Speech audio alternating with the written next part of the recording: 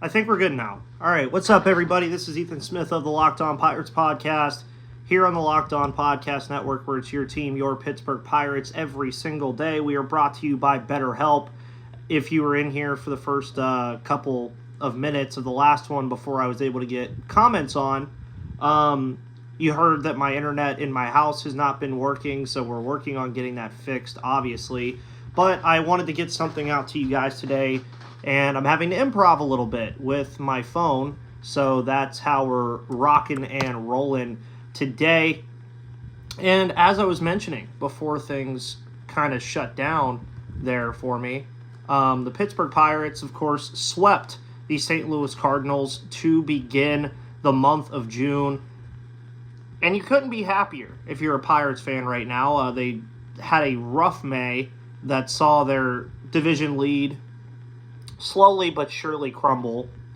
And eventually it got to the point where, is this team going to be able to come back? That was the biggest thing that the Pittsburgh Pirates were struggling with, was, is this team going to be able to bounce back? They finally got a series win in May on the literal last day of May against the San Francisco Giants. And then things just kind of, it was like almost a reset button for this Pittsburgh Pirates team, where you end up getting something from this team that we haven't seen in a while, which was fighting back in a game that looked lost. They were losing to the St. Louis Cardinals 5-1 on Friday night. Then they have that big inning against said St. Louis Cardinals where they win 7-5 in this game. Yeah, thank you, Joseph. It is frustrating.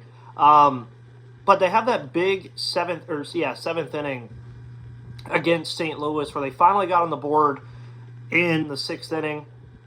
And then the seventh came, and it just got crazy. It really did. 6 runs were scored in that inning for the Pittsburgh Pirates, where they just desperately needed it. I mean, Contreras didn't pitch all that bad, but it wasn't like his greatest outing. But of course, bases loaded, 1 out. Carlos Santana hits the ground rule double. That kicks us off. It gets to 5-3. The probability of the Pirates getting up there starts winning. Of course, then we get the G1 base strikeout. But then the big turning point that we got to see that we haven't seen in quite some time from this Pirates team was the Ke'Bryan Hayes homer. That just, it changed everything. There was no outs, or there was 2 outs, runners on second and third. The Pirates were trailing by 2 runs. They desperately needed something from Ke'Bryan Hayes, and they got it. They got the home run that they needed. Jack Sawinski and Carlos Santana, of course, would score from third and second on this home run, and Hayes himself also really needed this home run. It was something that Hayes desperately needed very, very badly. And it's something that he hasn't had in quite some time, where he has struggled at the plate a lot, and a lot of people were wondering, is it something that he's ever going to get out of? Then this entire series, he just went off. And then, of course, just to finish up talking about that crazy inning, Josh Palacios contacts in and all, hits the home run for his first homer of his career to make it 7-5. And then, of course, the Pirates would wrap things up from there. And then, of course, the big question that came from May, for the most part, was those final couple of series. The Pirates won the first game outside of the Giants series. They were winning the first game of a lot of these series. You saw that they beat the Diamondbacks in the first game of the series. They beat the Rangers in the first game of the series. They beat the Mariners in the first game of the series. They just couldn't find a way to win another game in the series. Not against St. Louis. You get the 4-3 victory on Saturday, and then the 2-1 victory on Sunday yesterday was probably the biggest of all of them, because obviously we've seen some roster moves be made because pitching has been an interesting talking point over the last couple of weeks, and they had to bring some guys up, send some guys down to figure things out. And Rich Hill obviously was a big component to kind of getting some of those guys in the bullpen some rest. And the Pirates, of course, won 2-1 yesterday. Jack says, I wish you could wear a Pirates jersey when representing our Bucks. Thanks. Yeah, the Hayes jersey is actually... Wait a second. Yeah, hold on. Hold on, man. I got you. Hold on. Again, we're improving, so this is just going to be all over the place anyway. Hold on. We're getting somewhere. Stuck on the chair. Stuck on the chair somehow. All right. I'm going to also forget my point now because you're making me put this shirt on. Okay, why is my shirt, like, stuck to my chair? There we go. See? It's right here. I will put on the Pirates jersey to represent the Buccos. Okay, we're going to go full rep. But anyways, then you look at the Sunday game. Obviously, a lot of people had issues with the timing of the game, seeing as it was on Peacock and very early game on a Sunday. But Rich Hill yesterday was very, very big for this team. Of course, the Pirates' only 2 runs in the entire game came from the G1 base single in the first inning. And there was not a big issue with what was going on. But got a kick out of the Yankees chat earlier today, thinking the Bucks will part with Bednar. I guess he will be the everyday trade topic now that Reynolds is locked up. Yeah, I mean, when you're talking about relievers are always going to have a market. It's just how it works. Most teams, the very good teams, don't go out and spend all of their money in free agency on relievers because they know that relievers are going to come available from rebuilding teams at the trade deadline come July that they can not have to trade the entire farm system to get, and then they have team control over the guy or can talk to him internally about, bringing him back. David Bednar, I don't think, wants to go anywhere, though. A lot like the Reynolds situation. I think he likes Pittsburgh too much, and I don't think the team wants to part with him either. But again, yesterday's game, 2-1. Of course, G1 Bay, singles on the line drive. I think he did it down the center. Oh, yeah, it was to Tommy Edman. Of course, Sawinski and Reynolds would score. That would be the only runs of the game. And, I mean, the Pirates had 10 hits yesterday, so only 2 runs to amount for it wasn't great. But, of course, Bednar got the save. But, again, when we're talking about what was big in this game, it was Rich Hill's outing. Rich Hill, he needed that kind of outing. He goes 6 2/3, 4 hits, 1 earned run, 6 Ks. Gives up the 1 lone home run, but I think that was fine. Dauri Moreta just continues to impress. I mean, I talked about it last week, and we'll talk about it again. I mean, you had Dauri Moreta come in, Johan Ramirez come in, and then David Bednar come in, each working pretty much an inning apiece. Moreta, of course, only pitched 1 1/3, coming in for Hill in the 7th. But those guys have a 1.67, a 1.29, and a 1.13 ERA. This Pirates bullpen is legit. And if the Pirates are going to be a good team moving forward, this bullpen, if it can continue to play even remotely like it's playing right now, and I didn't even mention Colin Holderman or Jose Hernandez, then the Pirates are going to be in a good spot. That's just how this team is going to be. If the bullpen can perform, even if the starting pitching is taking a little bit of a dip, I think that will be great. I think Shea Langoliers would look great as a Buck. So do I. They just don't need a catcher. I mean, we just saw Henry Davis get promoted to AAA Indianapolis. Super 2 is also probably on the way, so we'll see what happens there. Missed the live game on Peacock, but I wanted to see the highlights on MLB when a sweep was completed. Yeah, I get Peacock through, like, one of the services that I have. I think it's, like, my phone or something I get Peacock with. So it's never a big deal for me, and even if it was, I also am a big wrestling fan, so I watch a lot of the pay-per-views for WWE on Peacock, so I have it anyway. I did find it interesting that was the game. I think the Pirates played one last year on Apple TV, and I forget who we were playing, but it was a random team. I want to say it was the Phillies that we were playing on Apple TV last year. But, I mean, hey, the Pirates got a sweep of the St. Louis Cardinals this past weekend. It's been a long time since we said that. And so far, the Pirates, by the way, if we're really going to get down to brass tacks here, they've played very well against divisional opponents this year. They have done a phenomenal job against the NL Central. And I'm saying that without even really knowing the record off the top of my head. Again, we're improvising a lot, so if you guys hear my typing and everything, it's my computer. But their stats are fine this season against the NL Central. Just off the top of my head, of course, they lost. Same here. The only reason I subscribe to Peacock is the WWE pay-per-views. I watch lots of indie wrestling on Fight. Yeah, Fight is awesome. Right now, it says... I didn't ask for their road record stat moves. Jeez.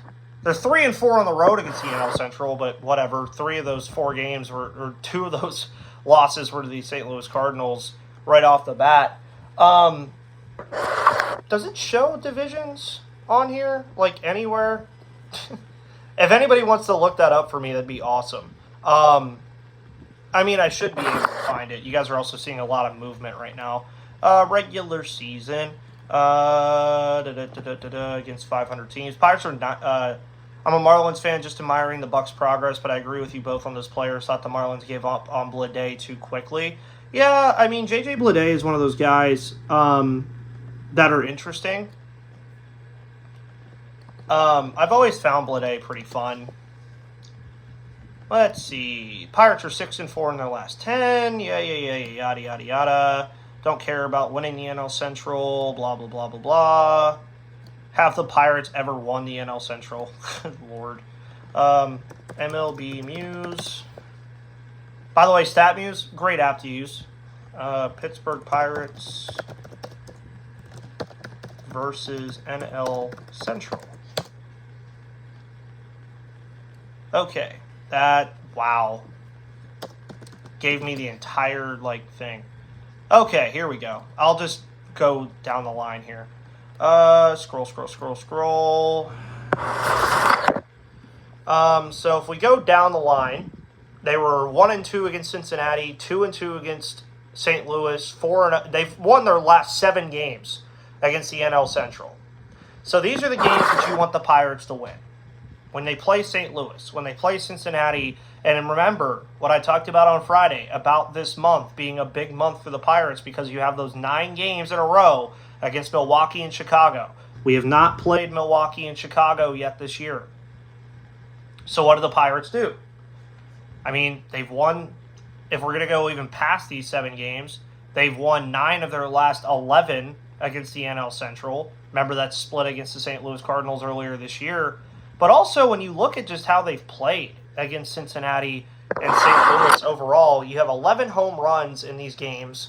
Good amount of walks too. 47 walks for the Pittsburgh Pirates in these games against the NL Central. A .238 batting average, 40 extra base hits. They're doing all right for themselves against the division. And again, this is a division that is up for grabs. The Pittsburgh Pirates, I believe, still stand about a half game behind the Brewers right now, and that's just because of the fact that the Brewers have played 1 more game. Right now, too, I mean, you look at the NL Central and where things sit. Brewers are 32-27. The Pirates are 31-27. 26-32 Cubs, 26-33 Reds, and the 25-35 Cardinals. Pirates have a 5-game lead on at least all of those teams right now. So you have to be happy about where they sit in terms of how they're performing against the division. And I think that's going to end up being the thing that keeps them there where they're at right now, is can they continue to perform against this division well? Now, again, we have not seen them play Milwaukee or Chicago yet. So those games are going to be huge games. We know that. So how do the Pirates keep up the good work that they've had in June? Well, you already heard me mention about the bullpen. The bullpen needs to stay in top form. Keep those guys healthy. Pick the right spots to use them. I think they're going to be fine. Then you take into account the offense has come back to life a little bit. Again, they only scored 2 runs yesterday, but they had 10 hits in that game. And you guys know I love to mention that stat too about how they've dominated in games where they score at least 4 or 5 runs. They've done very well in those games. But at the end of the day, none of it really matters if you can't do it consistently. And the Pirates are on a 5-game winning streak, which means they are finally once again showing consistency in a positive way. You can bring up the fact that they were showing consistency in a bad way because they were on a terrible losing streak to start the month of May, and then just couldn't figure out how to win a series until the literal last day of the month. Now they're back to winning 5 games in a row, and the Oakland Athletics are coming to town. Yeah, I mean, that's kind of expected, I think, from the Marlins, Joseph, is it's just one of those weird things. The NL East is just a juggernaut. I mean, the Phillies aren't that great right now, but they're going to be. the Oakland Athletics come to town, and look, I know going into this series, you would say, okay, the Pirates need to dominate this series. And they should. I mean, it is a thing where if they walk away winning 2 of these 3 games, you're happy. You would want them to sweep this series. I mean, the Athletics are 12-49. They are awful. Of course, the biggest news coming out of Oakland is the fact that they won't be in Oakland pretty soon anymore, with a move to Vegas already pretty much done. But these are the games that you go, like when we get to August or September even. Let's say the Pirates are playing meaningful baseball by that point. These are the games that you're going to look back on and say, wow, I wish we would have won more than 1 game in this series. Or, wow, I wish we would have swept this series. But the Pittsburgh Pirates have to look at this series, and I'm saying this too, this is my thoughts on this. The Pirates have to go into this series treating it like they treated the Cardinals series. Go into every series like that. Because the Oakland Athletics may be awful. Because they are. They are an awful team. They truly are just a bad team. But at the end of the day, they're still a Major League Baseball team. You can't take them lightly. And you get 3 games here against the A's. And it's one of those games where, or one of those series where, again, don't take it lightly. You're on a 5-game winning streak.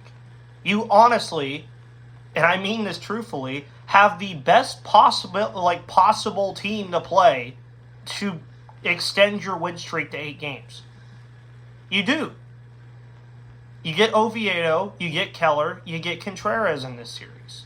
So you get a good part of your good rotation here. Who do they have on the mound? J.P. Sears.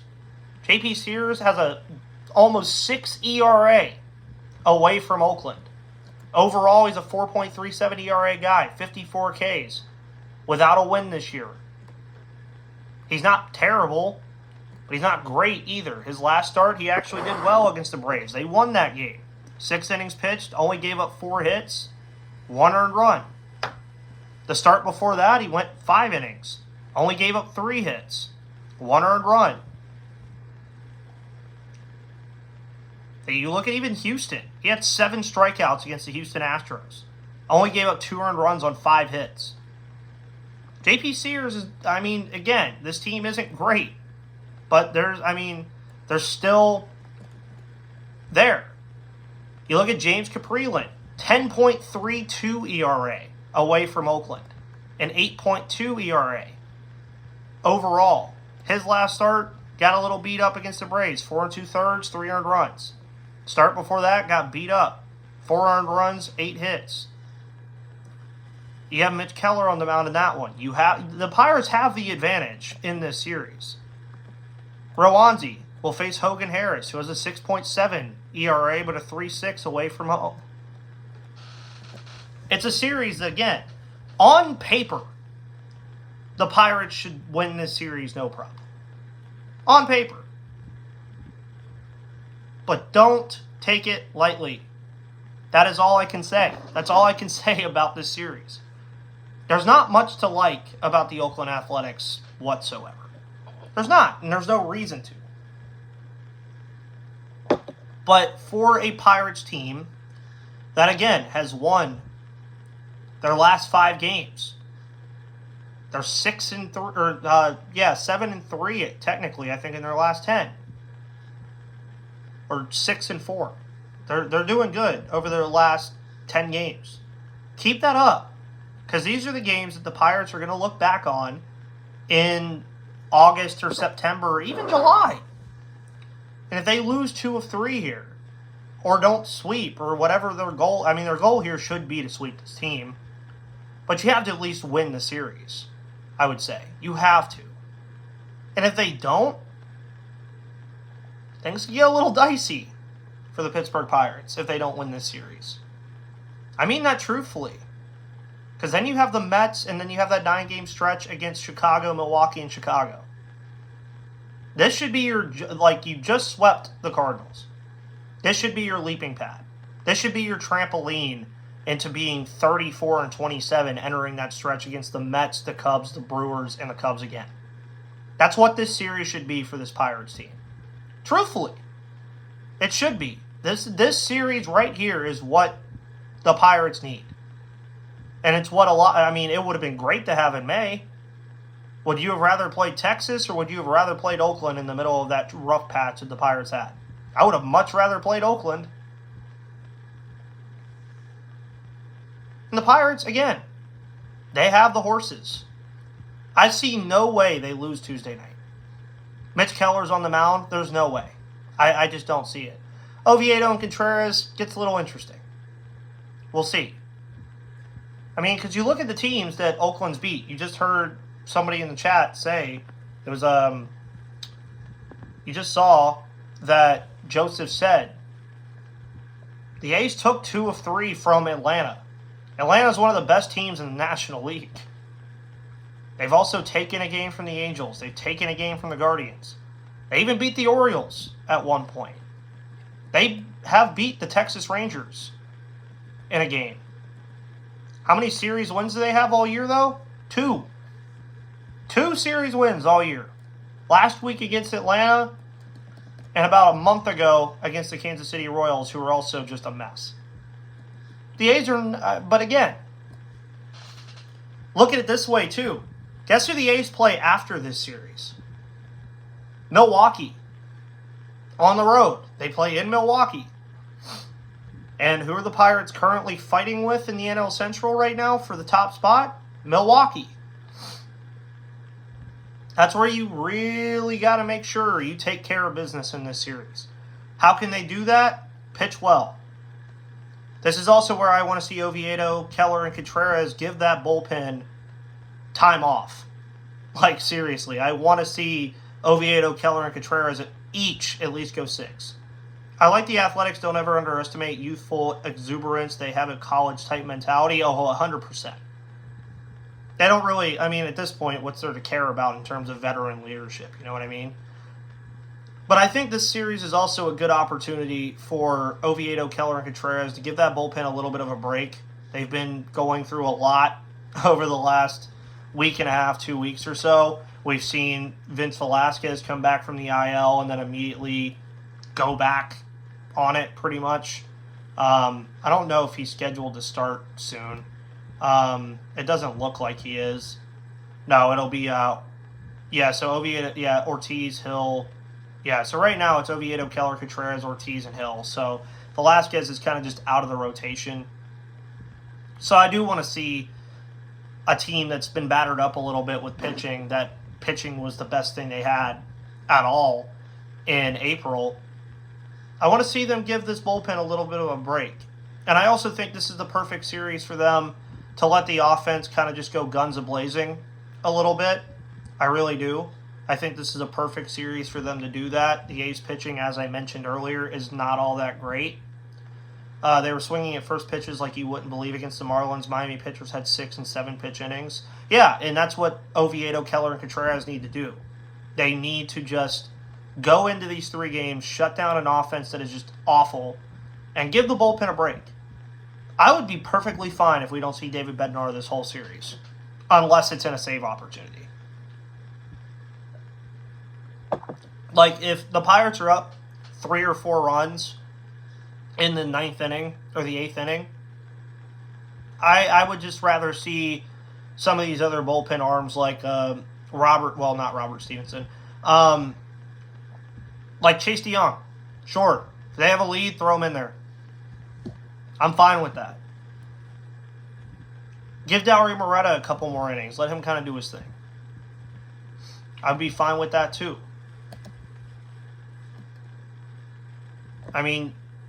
Give Rob some time too. Jose Hernandez, this would be a perfect series for him, I think. For him to get some things going. I really see this as a series where I think confidently the Pirates should take 2 out of 3 here. Confidently. But I'm not sure if I want to call it a sweep. You know what I mean? I don't think I want to call it a sweep just yet. But I do think the Pirates should and probably will win 2 out of these 3 games.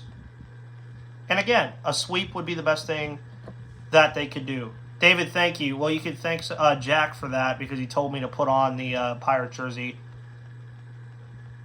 They are tough to pitch, too, because they swing at everything. I like those days. Yeah, that's a little interesting, too, because if they swing at everything, you kind of want to throw things out of the zone. But then if they all of a sudden have discipline, you're walking guys and running up a pitch count. So it's interesting. So I want to know your guys' final predictions about this series before I hop off of here. Obviously, 7:05 tonight, 7:05 tomorrow, 12:35 on Wednesday. Again, it's Oviedo, J.P. Sears, Keller, James Caprilin, and Contreras versus Hogan Harris. I think the Pirates have the advantage in all of those facets. I think they have the advantage in the offensive facets. They have the advantage overall in this series no matter what. What do you guys think? What are we thinking for this series, Buccos fans? What are we thinking?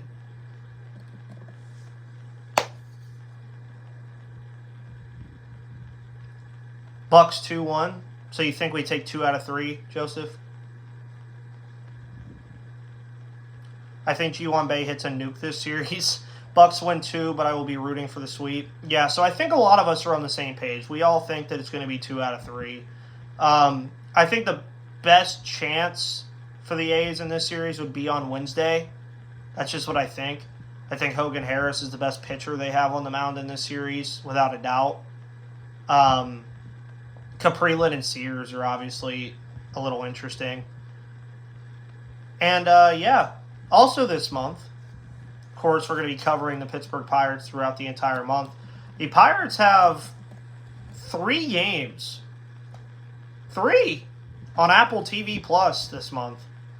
All of them, except the last one, coming on the road. Friday, June 16th, they will take on the Brewers on Apple TV Plus. The Marlins on Friday, June 23rd, and then again against the Brewers on Friday, June 30th. So some primetime Buccos this month. Mateo says, I think they get a sweep with one game being close and the other blowouts. I would love it. I think it would be great. The Pirates are 3-0 in the month of June, folks. They get the Oakland Athletics, the worst team in baseball, at home to continue the homestand.